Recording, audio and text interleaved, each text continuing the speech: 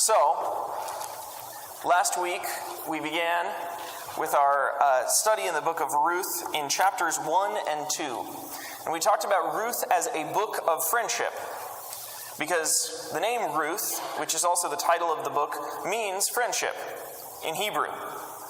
And we found that in the book there's this particular word for an enduring kind of friendship, a loving kindness that is exhibited by the characters in Ruth. And that word is chesed. And so in English it's sometimes translated loyalty or kindness or love, grace, mercy, and it means all of those things put together. And so we've been trying as a church to focus ourselves on the meaning of hesed and learn to embody it. Mothers, by the way, understand hesed. When you have a child, there's no doubt of your covenant faithfulness to that child. You're going to be faithful to the things that child requires, that child needs. In the twist, the key drama of chapters 1 and 2 in the book of Ruth is the fact that this chesed, even though we're reading about these characters that are doing it, that are caring for one another and loving one another, that it is used really to refer to God. It's God who has chesed. It's God who shows kindness, who shows love to these characters. And so, it's a relationship not only that we have to each other, but that God has to us. He's a character in the story, and he's forming these kinds of hesed relationships. This week, we're going to look at that. The text is going to take that core idea and run with it, and take it to a much more challenging place. Now, in the same way last week, I was talking about the science of biblical translation. We talked about names and the way they're often not translated. They're just transliterated, so we still have the person's name, just like, we don't translate Julio from Spanish. We often just call the person Julio. And we talked about these words that are more descriptive in Hebrew than English sometimes. So we're going to keep talking about the tricky aspects of biblical translation. We're going to be mature Christians that learn sneaky stuff. And so this week, I want you to pay particular attention to euphemisms and to cultural expectations. Ways in which translators have to make reference of the way the text says things it doesn't exactly mean, and ways in which we smooth over things that are written in the text that don't translate well. If I drove home, what does drove look like if I'm living in an area where there are stagecoaches versus if I'm living here? I'm reading 2 whole chapters, so that if you've been here last week and this week, you will have heard the whole book of Ruth, which is meant to be read aloud. And I believe we're ready. So hear now the word of the Lord from the book of Ruth, beginning in chapter 3 and continuing all the way through 4. Naomi, Ruth's mother-in-law, said to her, "My daughter, I need to seek some security for you, so that it may be well with you. Now, here is our kinsman, Boaz, with whose young women you have been working.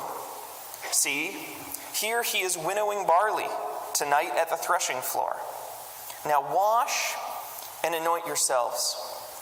Put on your best clothes and go down to the threshing floor, but do not make yourself known to the man until he's finished eating and drinking. When he lies down, observe the place where he lies, and then go and uncover his feet and lie down, and he will tell you what to do." She said to her, "All that you tell me, I will do." So she went down to the threshing floor and did just as her mother-in-law had instructed her. When Boaz had eaten and drunk, he was in a contented mood, and he went to lie down at the end of a heap of grain. She came quietly and uncovered his feet and lay down. At midnight, the man was startled and turned over, and there, lying at his feet, was a woman. He said, "Who are you?" And she answered, "I am Ruth, your servant. Spread your cloak over your servant, for you are next of kin. He said, May you be blessed by the Lord, my daughter, for this last instance of your chesed, the NRSV translation says loyalty, is better than the first. You have not gone after young men, whether poor or rich, and now, my daughter, do not be afraid. I will do for you all that you ask, for all the assembly of my people know that you are a worthy woman. But now, though it is true that I'm a near kinsman, there is another kinsman more closely related than I. Remain this night, and in the morning, if he will act as next of kin for you, good. Let him do so. If he is not willing to act as next of kin for you, then, as the Lord lives, I will act as next of kin for you. Lie down until morning. So she lay at his feet and until morning, but got up before one person could recognize another. For he said, It must not be known that the woman came to the threshing floor. Then he said, Bring the cloak you're wearing and hold it out. So she held it, and he measured out 6 measures of barley and put it on her back. Then he went into the city. She came to her mother-in-law, who said, How did things go with you, my daughter? And then she told her all that the man had done for her, saying, He gave me these 6 measures of barley, and he said, Do not go back to your mother-in-law empty-handed. She replied, Wait, my daughter, until you learn how the matter turns out. For this man will not rest, but will settle the matter today. No sooner had Boaz gone up to the gate and sat down there than the next of kin, of whom Boaz had spoken, came passing by. So Boaz said, Come over, friend. Sit down here. And he went over and sat down. And then Boaz took 10 men of the elders of the city and said, Sit down here. So they sat down. And then he said to the next of kin, Naomi, who has come back from the country of Moab, is selling the parcel of land that belonged to our kinsman Elimelech. So I thought I would tell you of it and say, Buy it, in the presence of those sitting here, in the presence of the elders of my people. If you'll redeem it, redeem it. But if you'll not, tell me, so that I may know. For there is no one prior to you to redeem it, and I come after you. So he said, I'll redeem it. Then Boaz said, the day you acquire the field from the hand of Naomi, you're also acquiring Ruth, the Moabite, and the widow of the dead man, to maintain the dead man's name on his inheritance. At this, the next of kin said, I cannot redeem it for myself without damaging my own inheritance. Take my right of redemption for yourself, for I cannot redeem it. Now, this was the custom in former times in Israel concerning redeeming and exchanging. To confirm a transaction, one party took off a sandal and gave it to the other. This was the manner of attesting in Israel. So, when the next of kin said to Boaz, Acquire it for yourself, he took off his sandal. Then Boaz said to the elders, to all the people, Today you are witnesses that I have acquired from the hand of Naomi all that belonged to Elimelech and all that belonged to Kilion and Mahlon. I have acquired Ruth the Moabite, the wife of Mahlon, to be my wife, to maintain the dead man's name on my inheritance, in order that the name of the dead may not be cut off from his kindred, from the gate of his native place. Today you are witnesses. And then all the people who were at the gate, along with the elders, said, We are witnesses. May the Lord make the woman who is coming into your house like Rachel and Leah, who together built up the house of Israel. May you produce children in Ephrathah and bestow a name in Bethlehem. And through the children of the Lord give you by this young woman, may your house be like the house of Perez, who Tamar bore to Judah. So Boaz took Ruth, and she became his wife. And when they came together, the Lord made her conceive, and she bore a son. And then the women said to Naomi, Blessed be the Lord, who has not left you this day without next of kin, and may his name be renowned in Israel. He shall be to you a restorer of life and a nourisher of your old age, for your daughter-in-law who loves you, who is more to you than 7 sons, has borne him." Then Naomi took the child and laid him in her bosom and became his nurse. The women of the neighborhood gave him a name, saying, "A son has been born to Naomi." They named him Obed. He became the father of Jesse, the father of David. Now these are the descendants of Perez. Perez became the father of Hezron, Hezron of Ram, Ram of Amminadab, Amminadab of Nahshon, Nahshon of Salmon, Salmon of Boaz, Boaz of Obed, Obed of Jesse, and Jesse of David. This is the word of the Lord.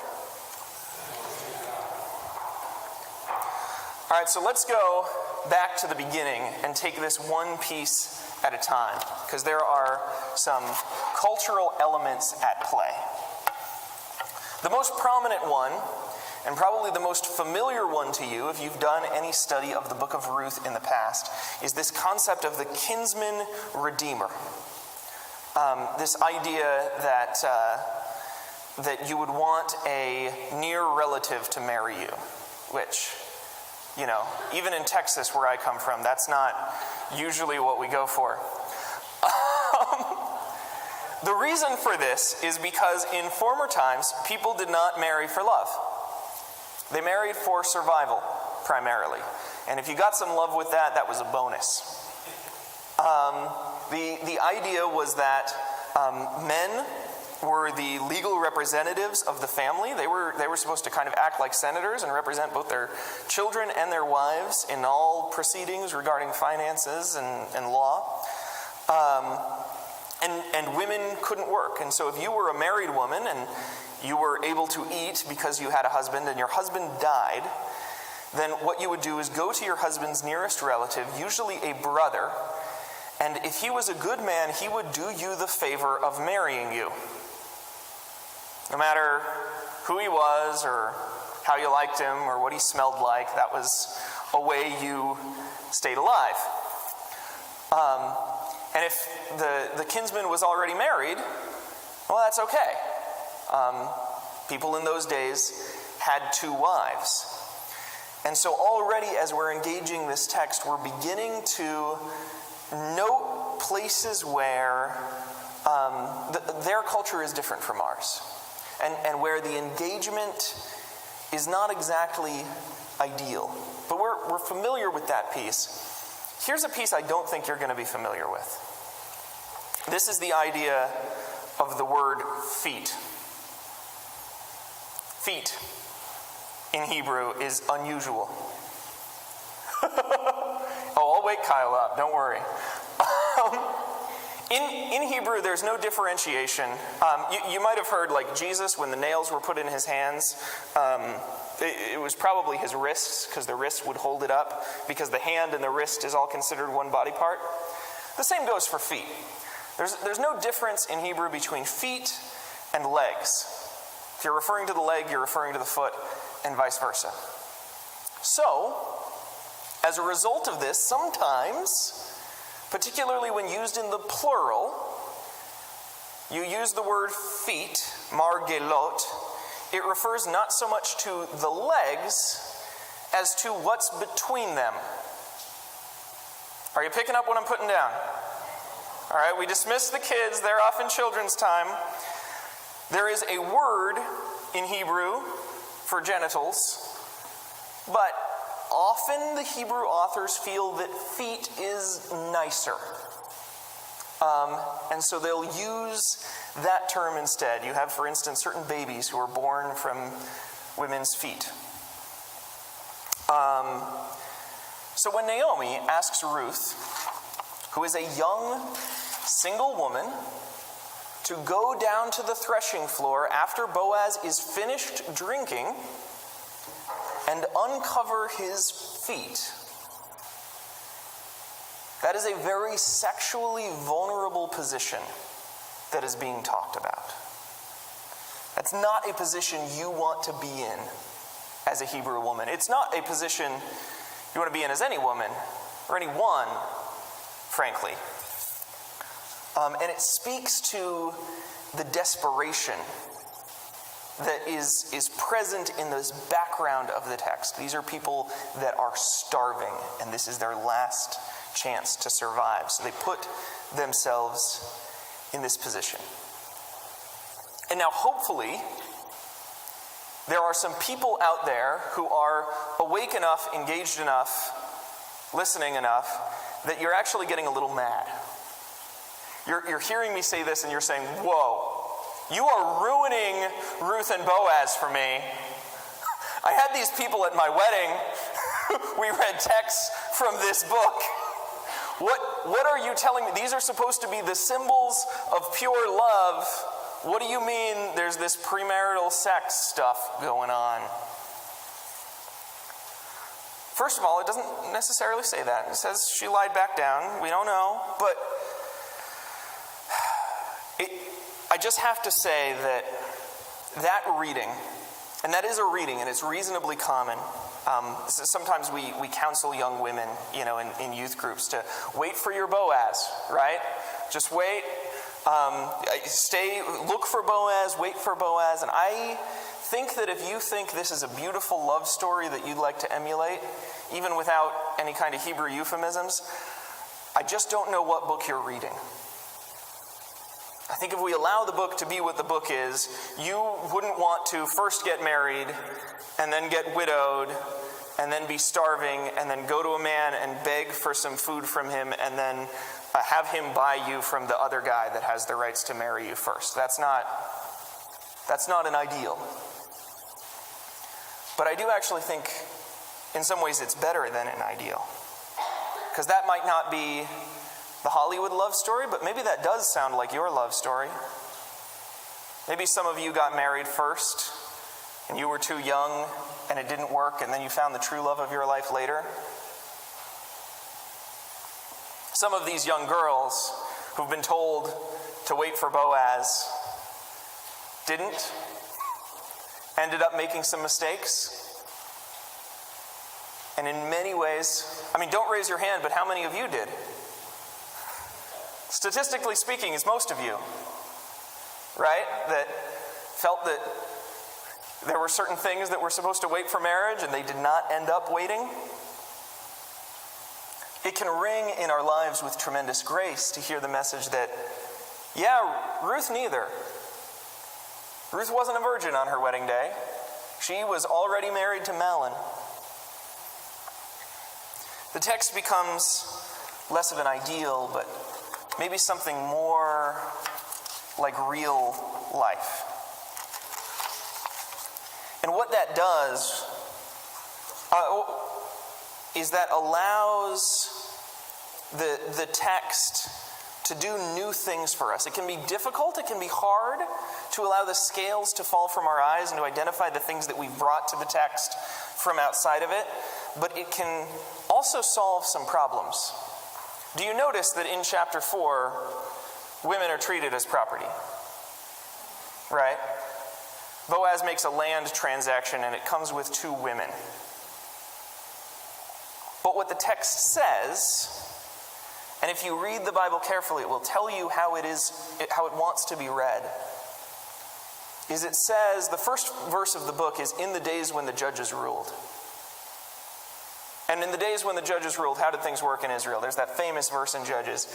Each man did as he saw right in his own eyes. This is the context we're talking about. And there's this great passage in the middle there in 4:7 about this sandal. You remember the sandal? And it says, now this was the custom in the former times in Israel. It's letting us know that the text is descriptive and not proscriptive. It's telling you a story about how something had happened and not giving you instruction about how you should try to do it. And in some ways, it seems to be setting up for the legitimacy of David's kingship, right? How's he going to be king when his great-grandmother's a Moabite? Well, this is how. It was legal. There were elders there. This is how it was done. The sandal was exchanged, I promise you. We've got witnesses. So it doesn't work as well as an ideal or as a prescription, but as a description. The text describes something incredible. And this is the last point I want to make from the text. It describes these imperfect people, these characters who do the kind of things we do, who try to do good in the world and do it sometimes, but don't do it all the way. They have complicated, messy, sexy, sad lives, who nevertheless show chesed to God and to one another. And these people in this text end up becoming the bridge between Abraham and Jesus.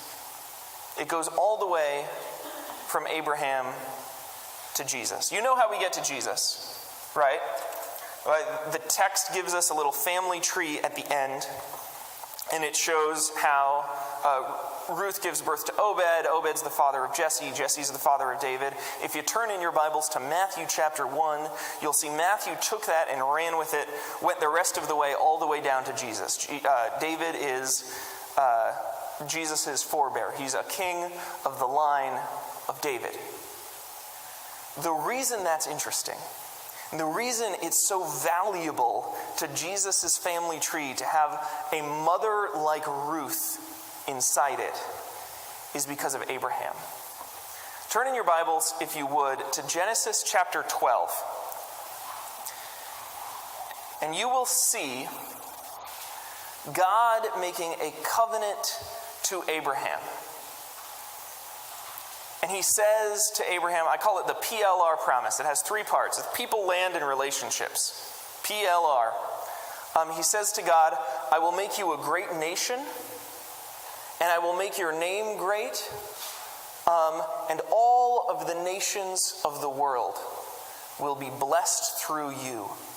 God is doing a new kind of thing with this new kind of person, Abraham. Abraham who left Babylon and went and started a life that is different from his ancestors. And God is with Abraham, and he's going to unite all nations in peace and harmony forever. Now turn the page. Look at chapter 13. You don't even have to read the words of the scripture. Just look at the chapter heading. What does it say?